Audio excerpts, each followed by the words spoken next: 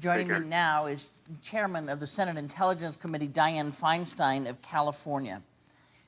Let me ask you, and use your position as Chairman of the Intelligence Committee, and ask you if you are convinced that there is not a terrorism element to this missing plane. Well, so far there's been none, and that there's speculation, but there's nothing. And I think the commander really summed it up.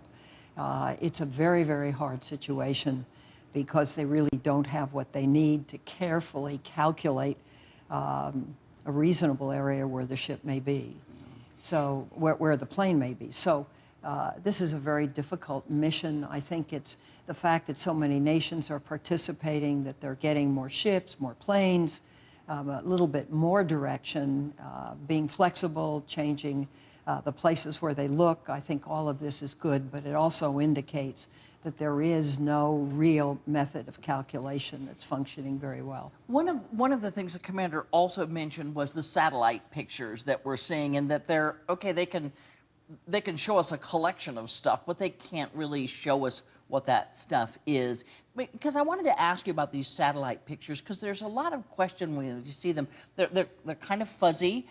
You can't really tell. Here's one now. You know, you look down, you can see stuff in the ocean. I want to compare it to something else, which is a satellite picture of the bin Laden compound in Pakistan. Wow. That, you can see trucks, you can see housing. Now, I'm told a lot of this has to do with the angle of the satellite, that you get blurry the more out of angle the satellite is. But there are a lot of people who don't believe that the U.S. and others with sophisticated technology can't actually see better than the pictures we're seeing. Well, I think it depends on the satellite and the resolution that's provided by the satellite and how sophisticated the satellite is. I'm not going to go into what we have or what we don't have, but I think what I just said suffices. Can we assume that the U.S. does know more or can see more than we're seeing as relates to this plane? Not necessarily. I would answer that way. I don't know whether more sophisticated satellites could be turned on to this area. I just don't know. Or turned over time, because it's been 3 weeks, right. Whether they could do that. Right. I don't know. Yeah, and so what I'm gathering from that is that you have not seen anything, and I asked this of the White House National Security Council, you have not seen anything that is more definitive than the sorts of things that we're seeing in public. No, have not. Have not, and have no more broader information of what happened to this plane or what might have happened. No, and you have to understand that American intelligence doesn't gear itself to be ready for plane crashes. That's not its job. Our job is terrorism and missile defense and that kind of thing. And given the kind of equipment that U.S. has, other nations have, has there been enough cooperation and back and forth between the intelligence services in the U.S. and those responsible in Malaysia? How is that relationship? Well, I'm sure if asked, our intelligence services would provide whatever data they could. They probably do not have data, but it would have to, the Malaysians are in charge of this, and so they're using the techniques that they know, which may very well not be the most sophisticated. Right. Do you think the Malaysians have given our folks that could be helpful either on the technological side or on the intelligence side? Has that side been cooperative? Well, I would leave that decision to people who have participated in this. I would suspect that when you have one country in charge, that for countries that may have more sophisticated equipment, that may be difficult. You can offer, but you cannot demand, and so the Malaysians would have to ask. Now, certainly the Chinese have sophisticated equipment, and I don't know whether they have been asked either. Well, they're in it, whether they've been asked or not. I think their satellite pictures, by the way, are also like incredibly blurry. But I want to move you on because there's some other topics we want to get to, and that is, first of all, what is the state of play in your dispute with the Central Intelligence Agency, which you think went into a Senate computer that was provided by the CIA in a safe location? You believe they took things out of it regarding your investigation into torture by the CIA. Well, I don't know if you've noticed, but I have done no press after I made a 40-minute speech on the floor. The speech was carefully put together. I believe it's accurate, and I believe those words should stand. The problem is that the CIA went into walled-off Senate computers in a bona fide investigation that's being done of the detention and interrogation of detainees. Having said that, that's a problem. And it isn't the first time, it's actually the third time. So this is a serious issue. I have asked for an apology and a statement that it would never happen again. I've not received that to this day. That's of concern to me, and I'd really like to leave it at that. Can you tell me, have you had any reaction from the CIA to your floor speech? Are you on speaking terms? Is there a back and forth? Or yes. We're on speaking terms. We just had a very good hearing on Syria Thursday, and we will be doing other things as well. We are in the process of beginning a fuller investigation on all of the intelligence programs of this country. The irony is that the NSA program of data collection is the most overseen program we have, and there are thousands of other programs that need a look at and need some method to track them, follow them, evaluate them. And that's our next big effort after we finish this detention and interrogation report. Right, and I want to ask you about the NSA, but you've heard what the CIA Director John Brennan had to say, and he said, we don't hack into computers. From the folks that I have talked about that are looking at this from the agency and elsewhere, they say, listen, they knew that we could get into this computer and that there was what they called audit capability, and that this was simply, a part of that. Well, that's not correct, and I really do not want to discuss it further.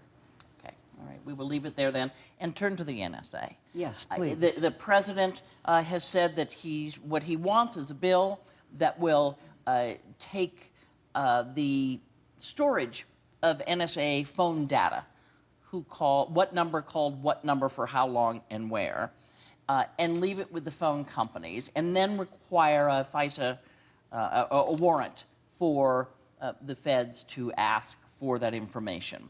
Both of those things are all right with you, and how soon? Well, let me comment on them.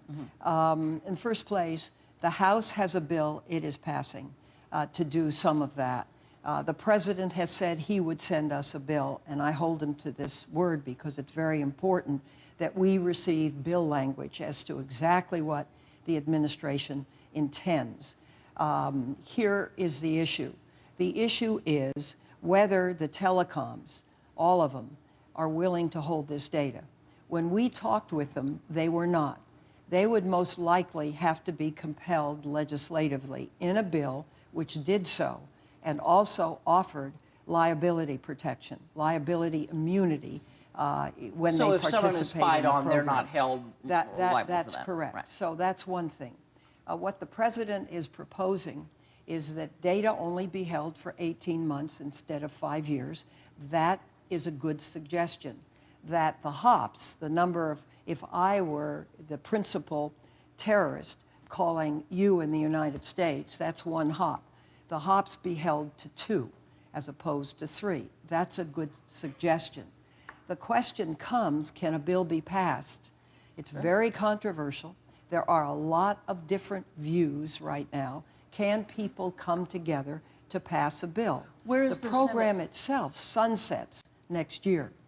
So whether we take action right away, I think remains to be seen. I am open to that action. My concern has been, and let me state it very clearly, that if this is held by a large number of telecoms with their people doing the actual querying, is privacy as controlled as it is with 22 vetted people at the National Security Agency who are supervised and watched with everything they do here. The final element that I think is a positive element that would come into this is that there would be a court approval of every query.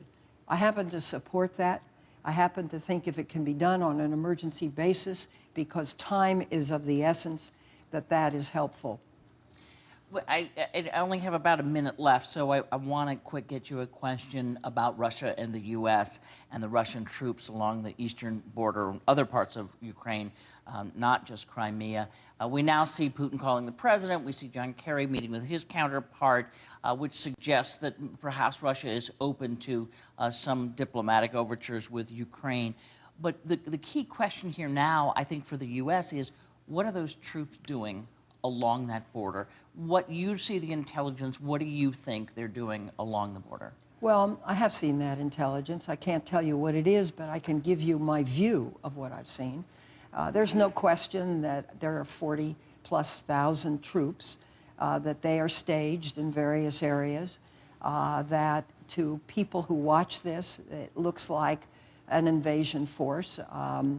Putin has said it's an exercise, so that leaves a big question mark.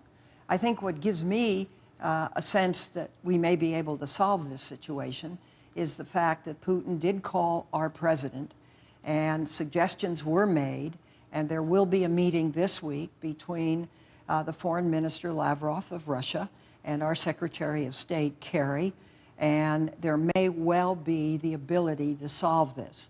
I'm a student in college of Russian history. Any student of Russian history knows how important the Crimea was and is to Russia.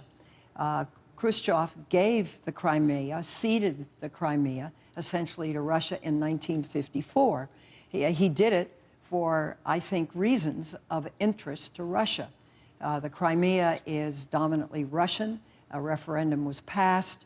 That, I think, has been done.